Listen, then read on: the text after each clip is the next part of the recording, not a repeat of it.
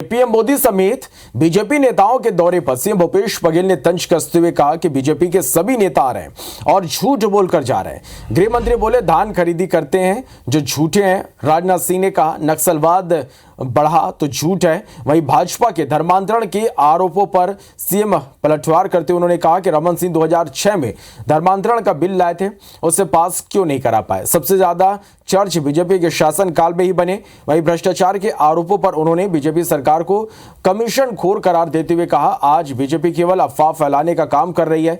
रमन सिंह के कांग्रेस को सीएम भूपेश के चेहरे पर भरोसा नहीं है वाले इस बयान पर सीएम भूपेश बघेल ने कहा कि रमन सिंह कांग्रेस पार्टी की चिंता ना करे, चेहरा कौन होगा या पार्टी तय करेगी।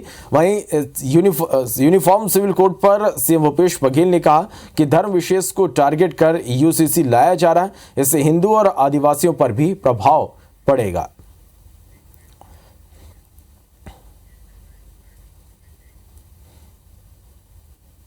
देखिए, पहले गृह मंत्री जी आए, फिर नड्डा जी आए, कल रक्षा मंत्री राजनाथ सिंह जी आए, प्रधानमंत्री आने वाले केजरीवाल वाले सब आएंगे, लेकिन सब लोग झूठ परोस के जा रहे हैं। जिस प्रकार से गृह मंत्री जी ने कहा कि धान हम खरीदते हैं, ये सबसे बड़ा सफ़ेद झूठ है।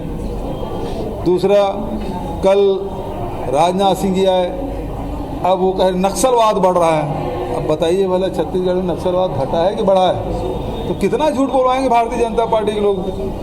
वैसे बहुत सज्जन व्यक्ति हैं राजनाथ सिंह जी, लेकिन उससे झूठ तो ना बुलवाएं।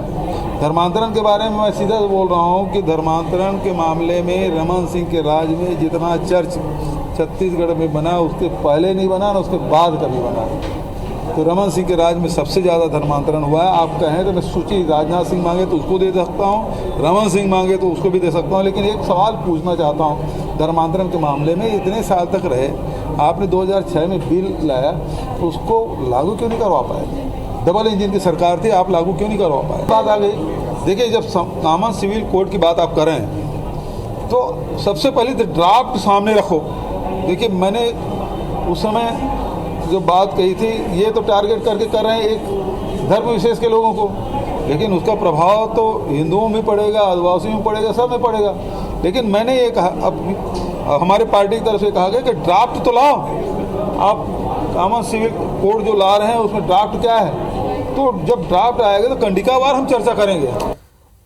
चलिए, तो कई मुद्दों पर सीएम भूपेश बघेल ने यहां पर अपनी बात रखी है। तमाम मुद्दों पर हम बात करेंगे। हमारे साथ हमारे सहयोगी सौरभ सिंह परिहार इस वक्त हमारे साथ लाइव जुड़ रहे हैं। सौरभ, सीएम भूपेश बघेल ने कई मुद्दों पर अपनी बात उन्होंने रखी है। साफ तौर पर उन्होंने कहा कि बीजेपी के नेता आ रहे हैं, झूठ फैला के जा रहे हैं। इसके साथ ही धर्मांतरण यूसीसी बिल पर उन्होंने ये बयान दिया है।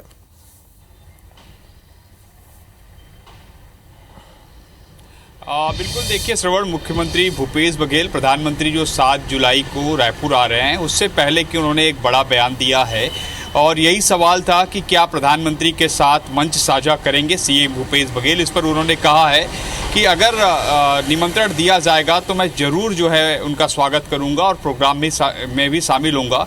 और इससे पहले कि उन्होंने बताया कि किस तरीके से 2 बार कार्यक्रम हुए, रावघाट रेल परियोजना और वंदे भारत बिलासपुर से दिखाई गई हरी झंडी, तब जो है इन दोनों कार्यक्रमों की जानकारी हमें नहीं दी गई और अब ऐसे में आ रहे हैं, अभी तक कोई जानकारी नहीं दी गई है। तो इसी पर मुख्यमंत्री भूपेश बघेल का कहना था कि जिस तरीके से अगर शैतान भी हमें अगर निमंत्रण देंगे तो हम उनके पास जाएंगे और अगर भगवान भी अगर हमें निमंत्रण नहीं दिया तो हम नहीं जाएंगे। तो समझा जा सकता है कि किस तरीके से प्रधानमंत्री के दौरे से पहले जो सियासी बयानबाजी है वो देखने को मिल रही है। और कहीं ना कहीं अगर मंच साझा भी करते हैं मुख्यमंत्री भूपेश बघेल तो हो सकता है कि बहुत सारी बातें जो मुख्यमंत्री भूपेश बघेल मीडिया से और जो है अन्य माध्यमों से कहते रहते हैं वो भी जो है वहां मंच के माध्यम से करे। तब ऐसे में यही सवाल उठता है कि क्या प्रधानमंत्री के कार्यक्रम में जो है मुख्यमंत्री भूपेश बघेल मंच साझा करेंगे, क्या उन्हें निमंत्रण दिया जाएगा केंद्र सरकार की ओर से, क्योंकि 2 कार्यक्रम है प्रधानमंत्री नरेंद्र मोदी के। यहाँ पर सबसे पहला कार्यक्रम जो सरकारी कार्यक्रम है, 9 साल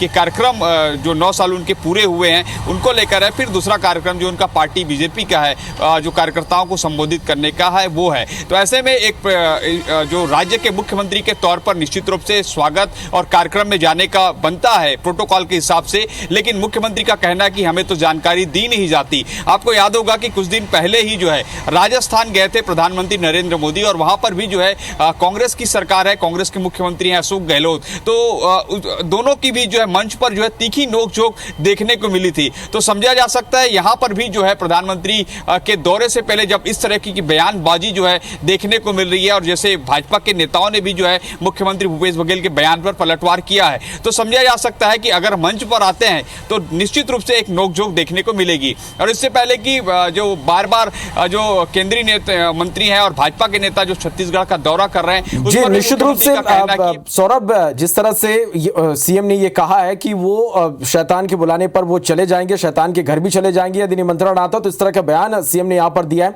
इसके साथ ही उनका एक और बयान जो निकलकर सामने आया कि बीजेपी के नेता लगातार यहां पर दौरा कर रहे हैं, झूठ फैलाकर जा रहे हैं, धर्मांतरण को लेकर भी उनका एक बड़ा बयान है, खासकर कि यूसीसी पर भी उन्होंने बड़ा बयान दिया है। इन सारे बयान को हम किस तरह से देखें सौरभ?